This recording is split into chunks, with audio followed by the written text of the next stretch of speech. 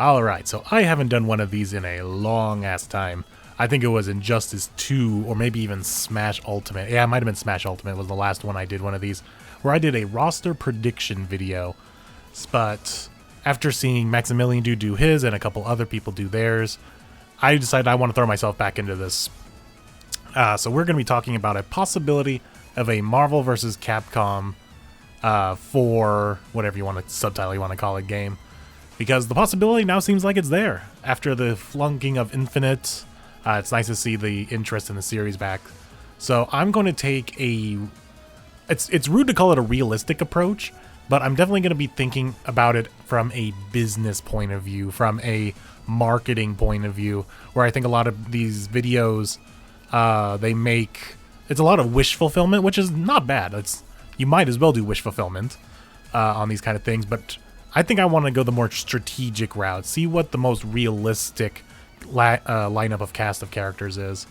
And no shade to Max, but your roster, it was more like X-Men versus Street Fighter 2 with a couple of the friends that happen to be walking by. But anyway, right off the back here, before we get started, a cast of, what is this, 30-30? A cast of 60 is totally unrealistic. We're not getting a roster of 60 even after DLC. What I'm thinking of doing here is I'm doing 60 like Max did. But like I said, it's most likely not going to be 60 realistically. But I'm going to give you guys a pool of 60 characters that I feel like have the most possibility and probability of being in. And that's how we're going to run it. It's going to be not a whole lot of wish fulfillment here. There are other characters I would much rather have, but I think these will be the most realistic, going based on recent Capcom games, Marvel movies and projects and stuff like, and just relevancy. But anyway, so let's get started. We're gonna start on the Marvel side, and we're just gonna snap right to the easy ones, the most obvious ones. Let's get the obvious both Marvel and Capcom characters right out of the way. Okay, so snapped right in. We just got the basic lineup of the Avengers plus Spider-Man. I mean, how do you have any Marvel project, especially a fighting game roster, without these guys?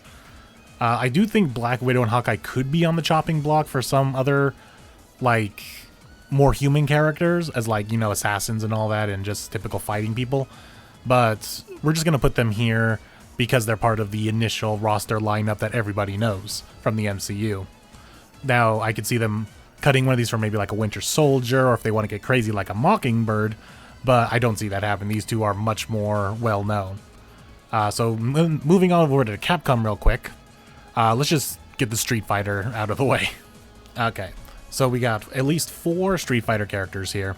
So we got our typical trio of Ryu, Chun-Li, and Akuma, who are most likely going to be involved because they are just like the standouts. Like, it's like, how do you have a Street Fighter collection game without these characters? And then we're going to throw in Luke there for the new age of Street Fighter with Street Fighter 6. So we got 3 classics and 1 new guy.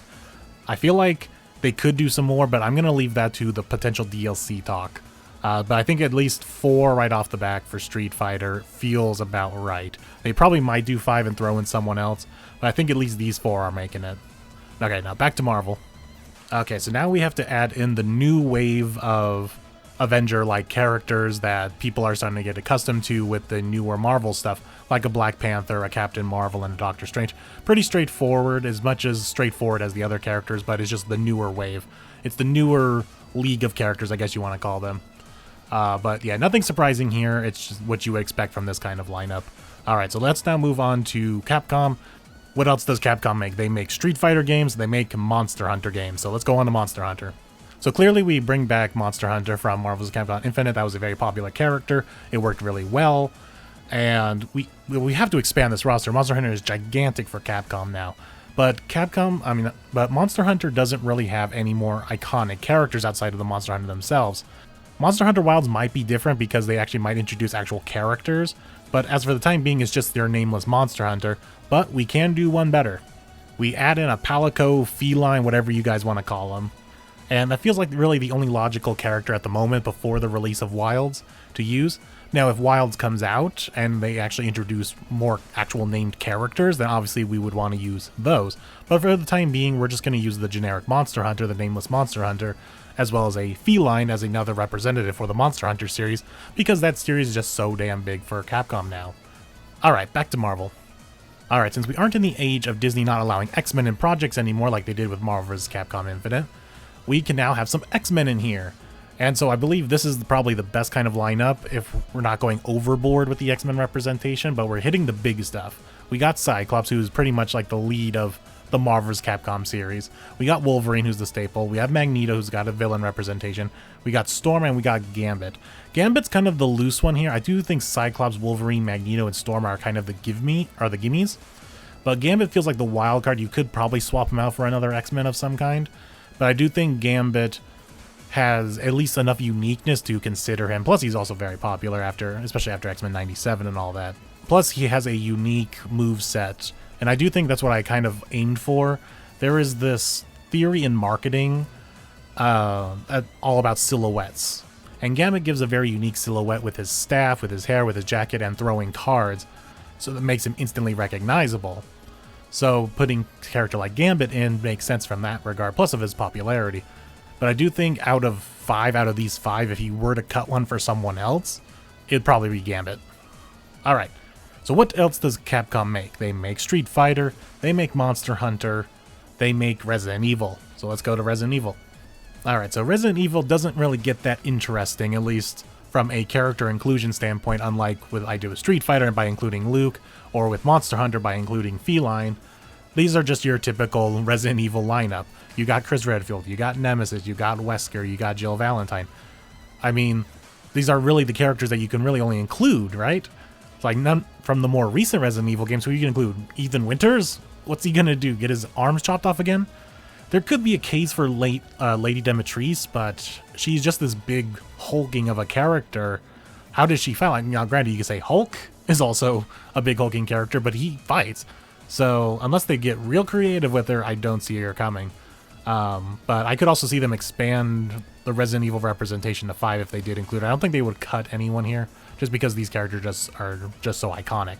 But I think for the time being, we're just going to stick with the typical 4 for Resident Evil. And we'll move on back to Marvel. Alright, so now we're getting out of teams.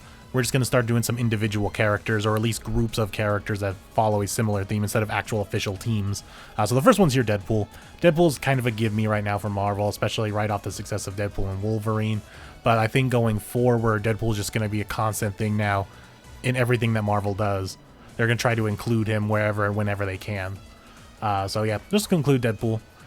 Before we get back to Capcom, let's do like 2 more individual characters. So another kind of give me is Ghost Rider. He definitely is popular enough to stand on his own. I mean, he's popular enough to get into Marvel vs. Capcom Infinite without having any recent success in like the MCU or anything like that. I think that says a lot. And I keep bringing up Marvel Infinite because I do think that is a good judge of where do these executives think in terms of how popular these characters are, how relevant these characters are, and who they want to use. So we're going to refer to Marvel vs. Capcom Infinite a lot for a lot of reasoning. Anyway, one more Marvel character, then we'll head back over to Capcom. And the last of this group, granted, it's kind of group, it's kind of the R-rated group.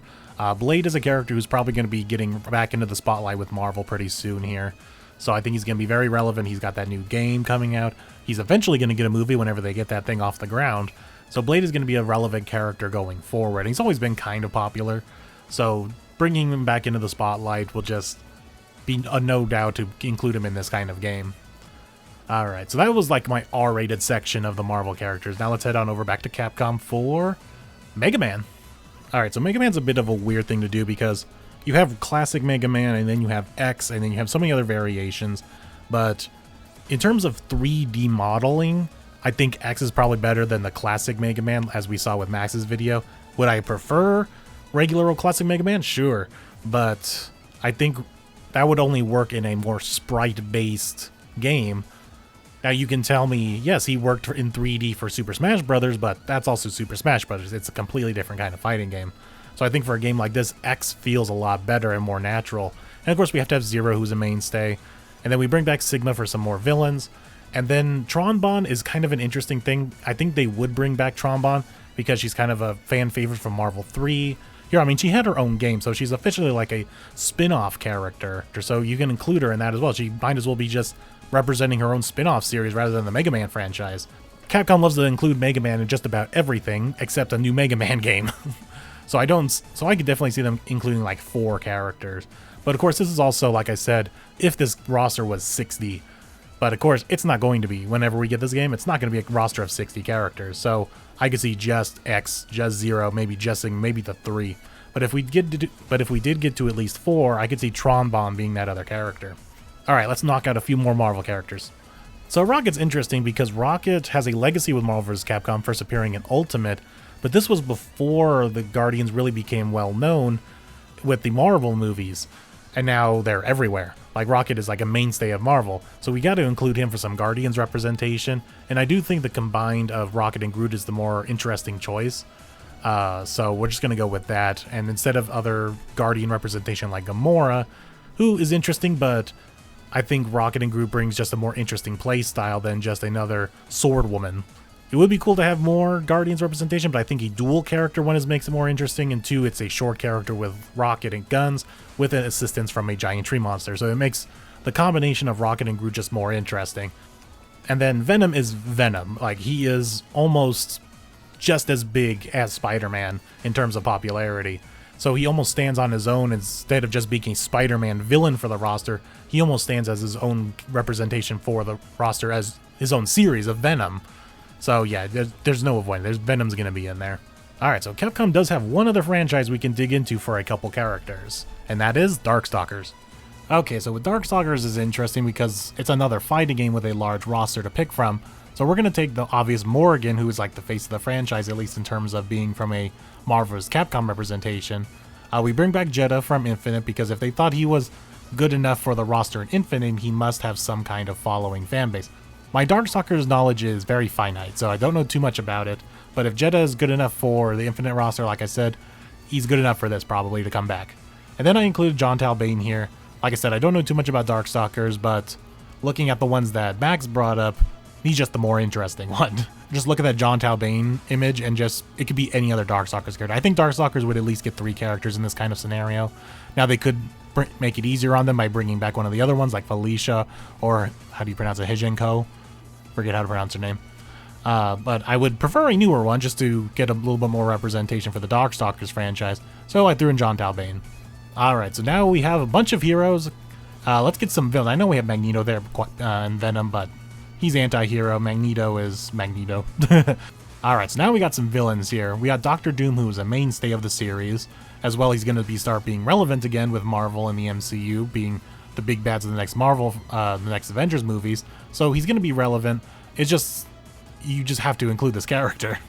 And then we'll also bring back Thanos because he is also just as iconic during the height of the MCU.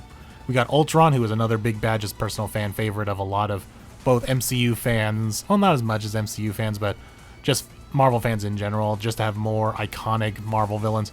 And then we got Dormammu here. Now, originally I did cut Dormammu, but the fact that he's such a, I don't know if I want to call him an obscure villain, but it seems like he's more well known for being a Marvel vs. Capcom character than being a villain from anything else. I know he was in Doctor Strange's movie very weirdly, but I feel like it's kind of like Ghost Rider, but the fact that he got into Marvel vs. Capcom Infinite without that much relevancy anywhere else, it feels like the developers of these games really have an interest in Dormammu. So I just have to include him. He's most likely going to make the roster again. So I'm just going to include him here because of that. Alright, so now we're going to go over to Capcom for one more franchise. You guys thought I forgot about Devil May Cry, didn't you? Actually, I did for a second there. I was like, I should have done it before Darkstalkers, but better late than never, right? So yeah, we got Dante and Nero. That's just the most obvious choices. And you're probably going, where's Virgil? Virgil will always be DLC. And yes, we will talk briefly about DLC. But in terms of main roster, this just feels like the right choice of just having Dante and Nero. Alright, so we do have one more franchise from Capcom, and then we're just going to get into singular characters from both Marvel and Capcom. Alright, let's get that one more in here. Yeah, so from Ghouls and Goblins, we bring back Arthur and Firebrand. They're just mainstays of the series now. As I said earlier, with the whole unique silhouette and moveset thing, Arthur's and Firebrand's do also meet those requirements. Alright, so now we're going to get off to some singular off characters, and that's start over with Marvel here. So we bring back the Sentinel, who is a foil to the X-Men, and I do think that's probably just one of the better, more iconic looking X-Men villains to bring back alongside Magneto. So yeah, we'll just bring back the Sentinel, and once again, it's the whole unique body, silhouette thing. Like when you see this giant ass Sentinel, you know who it is. So that also has a lot of merit to bringing the Sentinel back. Let's do one more Marvel character, then we'll start doing some standoffs for Capcom. And this one will be, we are bringing back the Super Skrull. And the reason why I thought of this was probably the exact same reason they thought of it for Marvel's Capcom 3, is that he is, one, a unique character, but two, he also encompasses all of the abilities from the Fantastic Four, which kind of gives us more Fantastic Four representation rather than bringing in like Human Torch or Mr. Fantastic or The Thing. It's like we might as well just have them all in one, and in a villain, and in an alien villain at that. So I do think for that kind of representation of more of the Marvel characters, Super Skrull is just a more interesting choice for that. Alright, so now let's do some singular one-off Capcom characters. So how do we not do Phoenix right yet again? It's like Ace Attorney is a gigantic franchise. They made him work in Marvel's Capcom 3, so they can definitely bring him back and make him work yet again. Let's do one more standoff. Yeah, one more standoff Capcom character. It's like, how do you do Marvel's Capcom without Strider Hiryu? Okay. We do have a lot more spaces in Capcom, so let's just do a couple more. Let's fill this out. Let's fill out this 3 here. So let's do 3 more standoff Capcom characters. Alright, so I don't know how Amaterasu got cut out of Infinite, but we gotta bring her back. Once again, that whole unique silhouette thing, that unique moveset. So you bring back Amaterasu to bring that back from Marvel 3, as well as the Okami representation. This is what you do with these singular off characters, is to bring back, to represent as many franchises as possible. At least your successful franchises. Like, I'm looking at you, Exo Primal. So we also bring back Spencer, who is just now a mainstay of the series. Once again, like I said, brought back with Marvel Infinite. Same thing with Frank West. Like, these characters have survived through the Marvel's Capcom cullings and still made it to Infinite, even though they hadn't had new games or representation in a really long time. But with Frank West, he's now relevant again because of the remaster. Alright, so let's do 2 more Marvels. Alright, so the last of the returning characters will bring back Nova. He was actually a late addition for me. I was mixing around some characters and I'm like, okay, we need one more other character, maybe as a return or something else that just doesn't, or represents a different part of the Marvel universe. And I said, oh, Nova for all this space stuff. Now granted, we do have Rocket and Groot for space, but Nova represents a different kind of part of the space the space area of Marvel. Plus, he's also a returning character, which I'm pretty sure they would want to do. They want to return as many characters as possible because they don't have to make brand new movesets. So yeah, Nova works for that regard too. Plus, he also might become relevant in the MCU pretty soon from all the recent reports. And then Loki has just become way too big of a character to just ignore anymore, and he's going to be thrown in everything Marvel. He was thrown in the first batch of Marvel Rivals characters.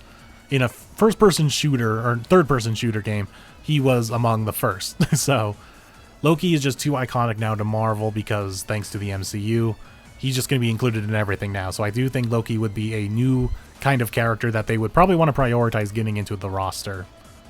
And so let's do 2 more Capcom characters, standalone characters, and then we'll finish off Marvel and then finish off Capcom. So for our final fight representation, we obviously bring back Mike Hagar. It's like, how do you not? That steel pipe is too iconic. And then speaking of bringing back characters, the last of those for Capcom would be Beautiful Joe. Once again representing another IP for Capcom and bringing back a Marvel's Capcom 3 veteran. So it works in many regards to bring back Beautiful Joe, as well as the whole unique silhouette aspect of him being very short, this like flashy superhero with the cape and everything. It stands out. Alright, so now we're down to the final 2 for each, for both Marvel and Capcom, and they are new inclusions, so that's why I saved them for last. So for Marvel, we got, so for one of my last inclusions of new characters, we got Spider-Gwen, or Ghost Spider, whatever you want to call her. The Spider-Man franchise has just really picked up recently in popularity. I mean, we got a Spider-Man little kids TV show now, and she's a prominent character in that. And with the Spider-Verse movies, and she's just going to be big. She's just going to keep getting bigger as a character for Marvel. And so it feels inevitable that she's going to be included like this. Just Spider representation in general. Like the Spider franchise is just taking off in multiple ways. And so they're going to represent that with more than just Spider-Man and Venom as their Spider representation in this game. Alright, and last one, I think I cooked with this one. So lastly, as a new character, we bring in Magic. This also brings us some more X-Men representation, but also Magic has just kind of taken off a little bit in popularity. With the, now granted not the movies, but at least in the runs of inclusion with the New Mutants, we get Magic, who it seems to be a very popular character. But then also take a look at Marvel Rivals. She was also included in the base roster, so she has to have some popularity to where they see, okay, we're going to use Magic as a base character, base roster character.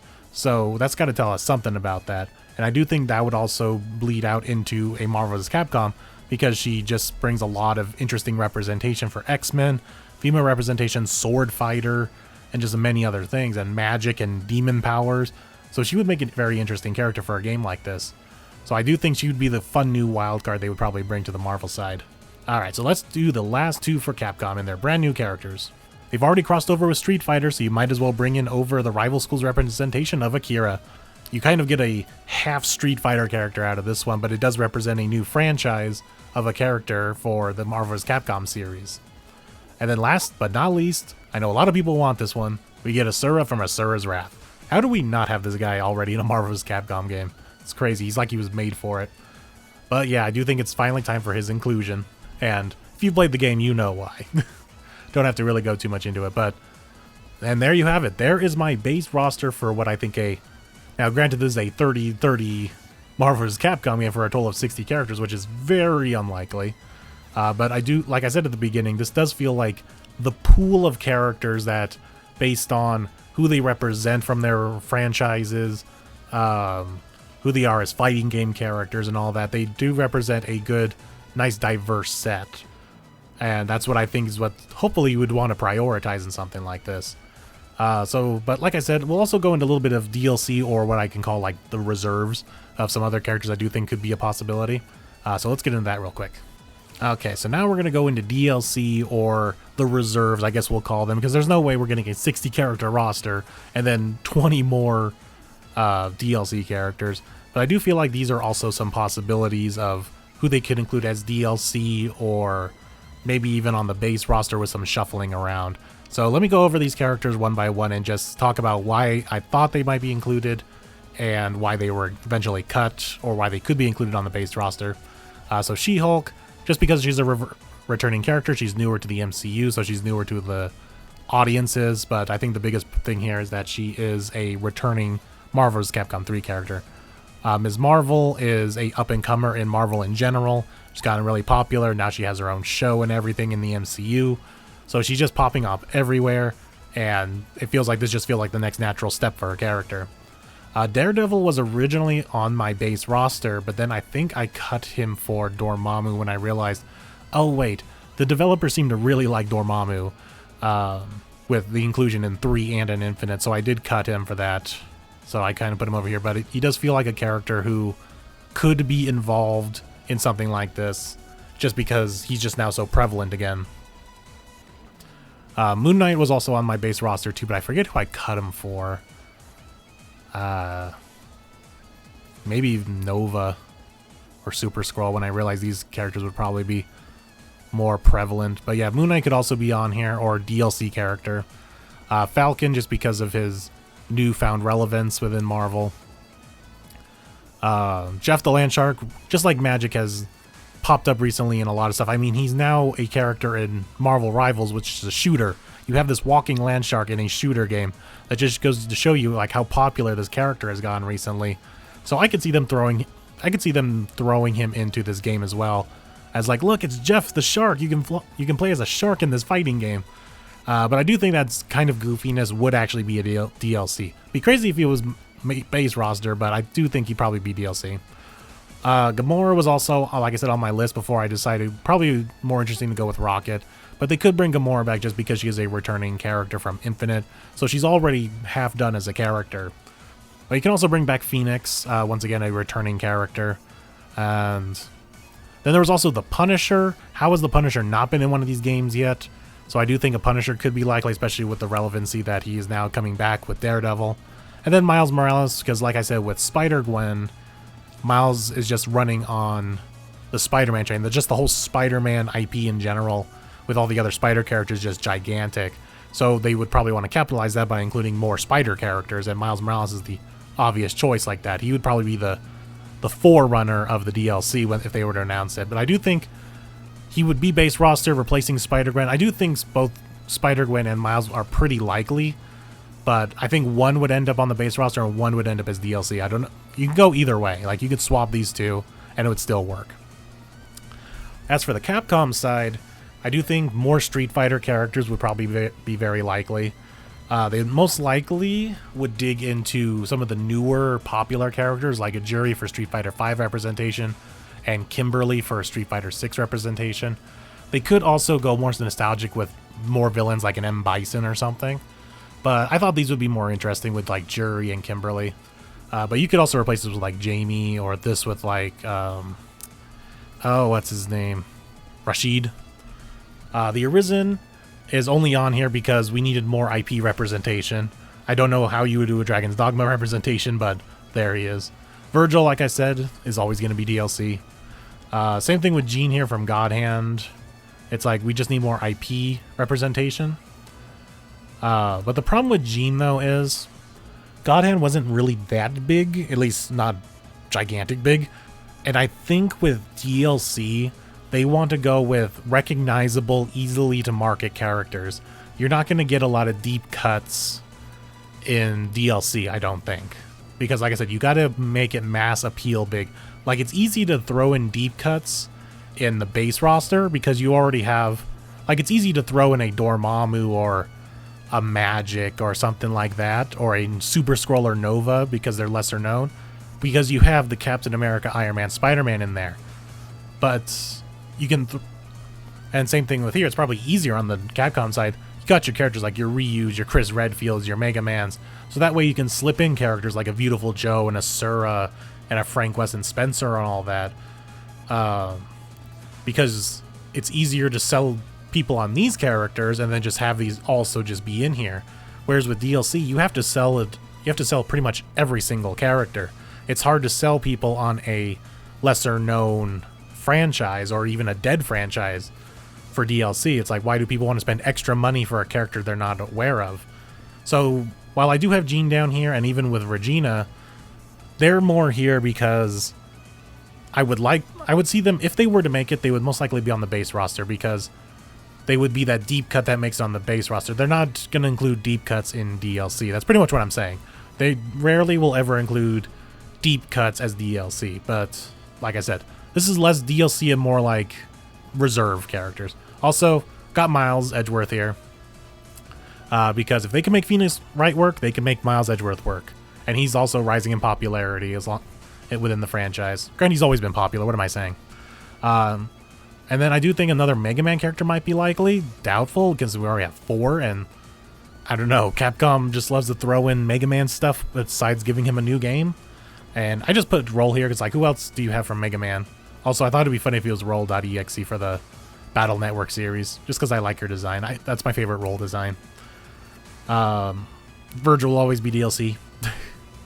And then I did like Max's recommendation for Dr. Wily. Now, granted, this is 2 more Mega Man characters, so I don't think both would happen, but maybe one. Dr. Wily would be kind of a fun fighter for villain representation, as well as just a unique fighting style of kind of like MODOK. Like, this would be the MODOK replacement since we didn't bring MODOK back here. And then Captain Commando, it's like originally I did want it on the original roster, but I just couldn't cut anyone else. It's like you probably cut one of these other like singular franchises, or maybe one less Darkstalker character, or maybe cut like I said, a singular franchise like a Beautiful Joe or something and put him in there. But I just feel like without a new game or a remaster or something, he's just irrelevant and they wouldn't include him. Like Regina and Captain Commando are only here because they would be legitimate contenders if they have something in the works, like a new Dino Crisis, a new Captain Commando, a remake of Dino Crisis, or a remake of Captain Commando. But that's the only way I see them getting in this roster. That's why they're in the reserve pile here. Like I said, this is not fully DLC. This is more like reserve that could be swapped out with someone else here. But anyway, I've rambled on for long enough. So I hope you guys enjoyed. What do you guys think of my roster and my reasonings for including these guys? Let me know your thoughts down below. And I will see you guys on the next video. I want to do more gaming related stuff, so I'll see if I can do some more. I'll see you guys later. Have a good one.